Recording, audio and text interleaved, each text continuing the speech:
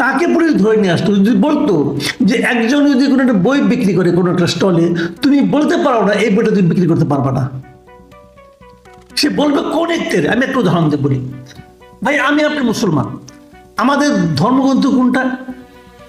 কোরআন শরীফ।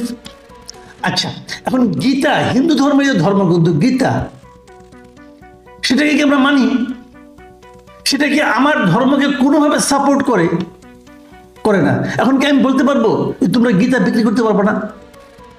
অথবা একটা মুসলিম দোকানে, একটা মুসলিম বইয়ের দোকান, মানে একটা বইয়ের দোকান, যে দোকানের মালিক একজন মুসলমান, তিনি যদি গীতা বিক্রি করেন, আমি কি তাকে বলতে পারবো তুমি গীতা বিক্রি করতে পারবে না, তুমি তো মুসলমানের ছেলে, তুমি কেন গীতা বিক্রি করছো, তুমি বাইবেল বিক্রি করতে পারবে না? আমি বলবো? বলা উচিত হবে? একটা কাপড়ের দোকান, সেখানে পাঞ্জাবি পায়জামা টুপি বিক্রি হচ্ছে, সেখানে যদি ধুতি বিক্রি করে, আমি যে বলতে পারবো তুমি ধুতি বিক্রি করতে পারবে না? বলা উচিত হবে? ইসলাম ধর্মে কি বলা হয়েছে? যার যার ধর্ম তার তার কাছে। অর্থটা কি?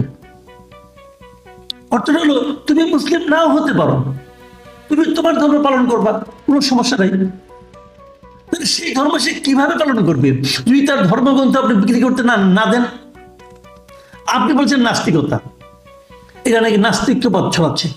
তো ওই বই যদি নাস্তিকতার কথা লেখা থাকে, সেটা তার ব্যাপার, এই জন্য সে ভুগবে। সে যদি নাস্তিক্যবাদ প্রচার করে, তার অপরাধের শাস্তি সে পাবে। কার কাছে পাবে? আল্লাহর কাছ থেকে পাবে। অথবা যদি সরকার মনে করে এটা আমার দেশে একটা অস্থিরতা তৈরি করছে, সরকার শাস্তি দিবে। আপনি ভাই কে? মোল্লা সাহেব? আপনি যে মোল্লা সাহেব গেছেন এখানে, আপনি কে? আপনি বিচারক? আপনি আদালত? আপনি সরকার? কে আপনি? আপনি তো নবডি। আমি মনে করি এই যে বিবৃতিটা দিয়েছেন আমাদের মাননীয় প্রধান উপদেষ্টা, এই বিবৃতিটা কার্যকর হতো, আগামীকাল থেকে এই ধরনের ঘটনা আর ঘটতো না, যদি ওই মোল্লাকে ধরে নিয়ে যাওয়া হতো, ওই মোল্লাদেরকে ধরে নিয়ে যাওয়া হতো। ওই মোল্লাদের ইসলামের আদর্শ ওনারা মানে না তো। আমি যতটুকু ইসলাম বুঝি ওনারা মানে না, ওনারা গাইড জন্য কাজ করছে। এটা আগেও ঘটেছে, কিন্তু এটা কিন্তু এই সরকার আমলে প্রথম না, আগের সরকারের আমলে আমি দেখেছি তারা একই কাজ করে। আমার মনে আছে কয়েক বছর আগের ঘটনা, একবার একটা বই এসেছিল হযরত মুহাম্মদ সাল্লাল্লাহু আলাইহি ওয়াসাল্লামের জীবনী নিয়ে, মানে উনি নবুয়ত প্রাপ্তির পর উনি সময়টা কেমন করে কাটিয়েছেন এই বিষয় নিয়ে 43 বছর নামে একটা বই ছিল, মানে নবুয়ত প্রাপ্তির আগ পর্যন্ত, সরি, ওনার নবুয়ত প্রাপ্তির আগ পর্যন্ত কেমন ভাবে